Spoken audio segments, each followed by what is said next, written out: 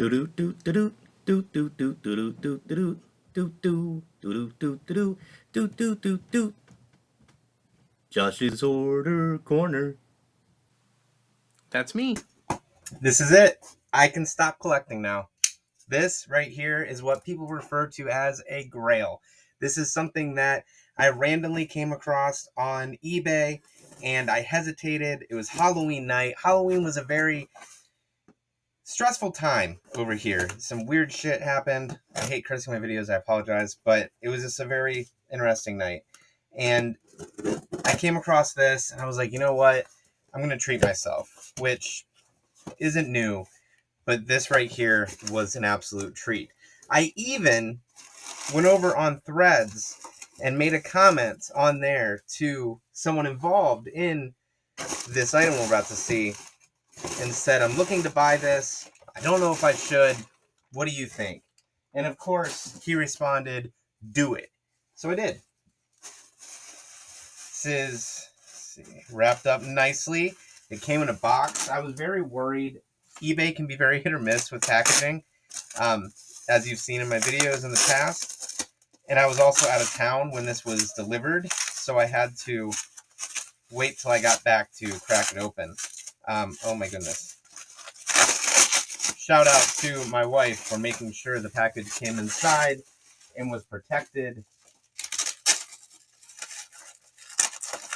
I'm so excited.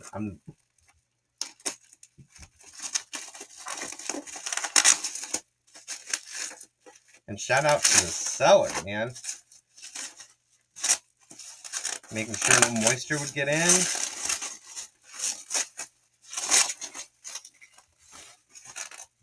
All right. A Life in the Cinema.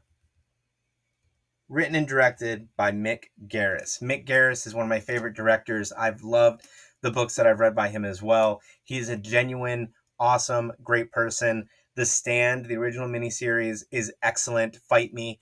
The Shining miniseries, I probably am disrespectful for wearing this shirt and then talking about the miniseries. The miniseries is fantastic. Fight Me. I like it better than this. Not going to lie. A Life in the Cinema is a book written by Mick Garris.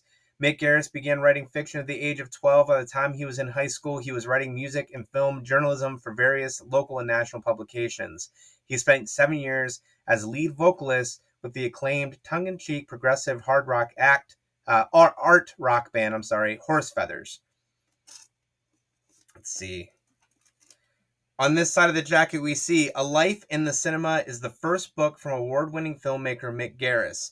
It is a collection of 8 prickly tales with a screenplay that reach under the skin of real life and real, R-E-E-L, life to take you places you never realized you wanted to go. The title story, A Life in the Cinema, and its sequel, Star Effer, are set in the author's hometown of Hollywood and provide a yellow jaundiced look at the world you only thought was glamorous. Here's where this gets amazing. As Stephen King in his introduction says, here is a real Hollywood insider writing about the real inside world of filmmaking. The good, the bad, and the cheesy. These stories are both erotic and cynical, but they are above all well and fiercely told. When he's yarning about the tarnished tinsel underbelly of the town he knows and clearly loves the best, Mick Garris writes like a combination of Robert Bloch and James Ellroy. Hard-boiled noir with a gassy little prick of the devil's own pitchfork. From Stephen King himself. We also have this. This is a certificate of authenticity for the book. This is from the publisher, I believe LSBS warrants the signatures of the author and the others in here. This is a signed, numbered edition. I did a little research on this to see how it was signed, when it was signed, where it was signed.